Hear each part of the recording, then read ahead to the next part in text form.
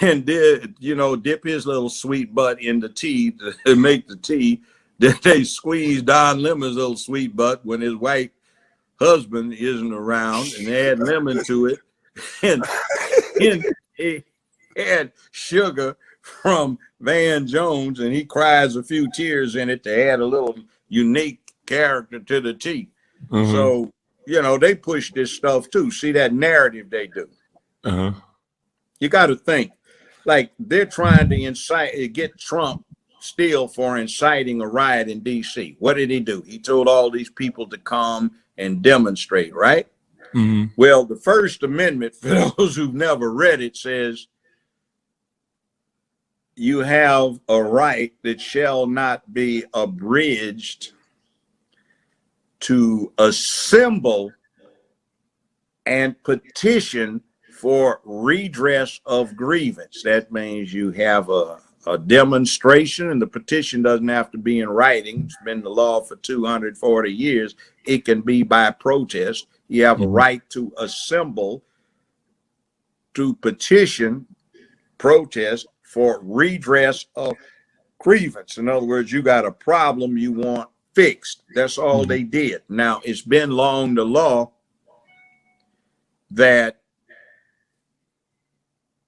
if somebody independently decides to get unruly, you're not responsible for what they do as long as what you were advocating was peaceful.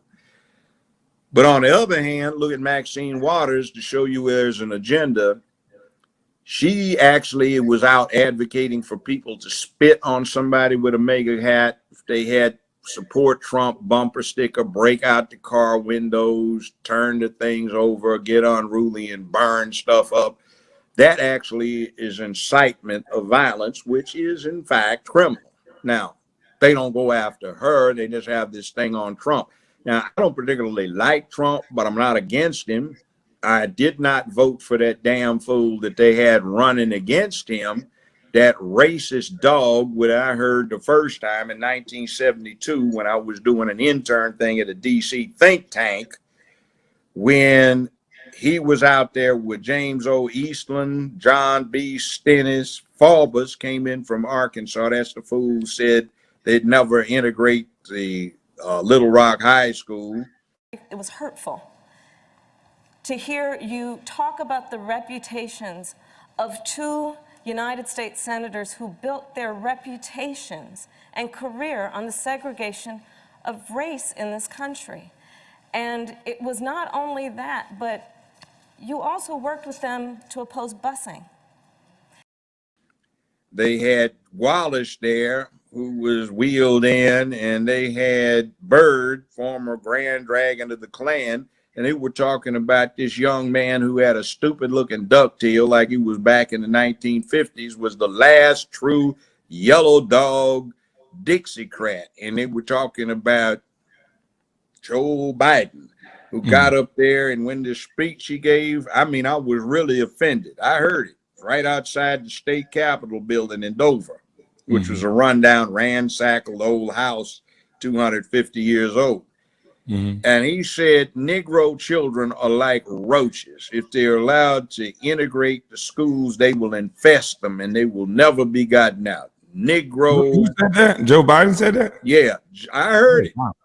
Saw him.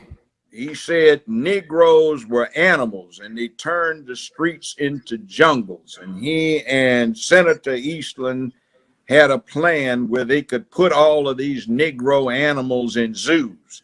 Now, we talk about the 94 crime bill. That wasn't shit. The 91 was bad. The 91. 87. This is a circus. It's a national disgrace. It is a high-tech lynching for uppity blacks who in any way deign to think for themselves.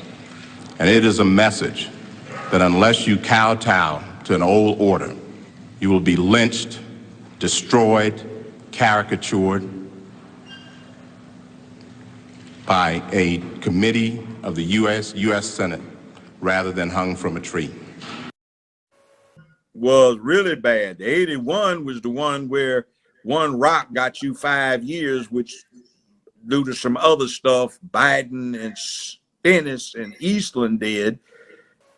Unless we do something about that cadre of young people, tens of thousands of them, born out of wedlock, without parents, without supervision, without any structure, without any conscience developing, because they literally, I yield myself 3 more minutes, because they literally have not been socialized. It wasn't 5 years with parole. They abolished federal parole. So you get 5 years, you get 60 months, and you get released with all good and honor time at 56 months from federal custody. And then that was the 81 one, then there was the 79 and the 77. So let's give blame where blame is due. That bastard has been a racist dog, and he used to talk about he understood the Negro because he was raised in Delaware. And he said Delaware was a proud slave-owning state that basically copped out by not going with the South during the rebellion as it should have, because they were too close to DC to not be intimidated.